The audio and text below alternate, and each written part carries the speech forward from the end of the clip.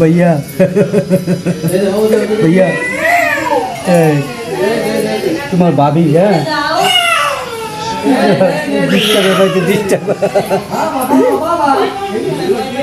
তোমার ভাবি এই ঈদে আমাকে বলেছিল, হ্যাঁ, যে তোমার ভালোবাসার মানুষরা যারা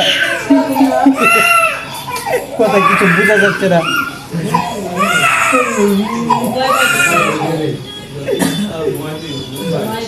তুমি তুমি কি আমার কষ্ট শুনতে পাচ্ছ? হ্যাঁ,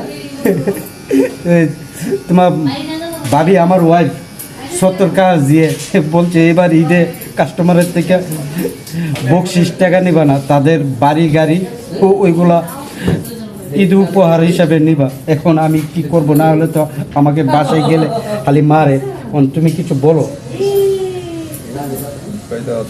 তো তুমি বলো তোমার উপহার হিসাবে সে বাড়ি গাড়ি চাচ্ছে তোমাদের সে, অন্তত তোমার 5 লাখ টাকা তোমার একটা মোটর সাইকেল আছে, 70 কাজ দিয়ে বইলা দো যে ভাবি বাইরে মাইরেন না, আমি বাইক দিয়ে দিব। বলো বলো ভাই, বলো প্লিজ ভাইয়া।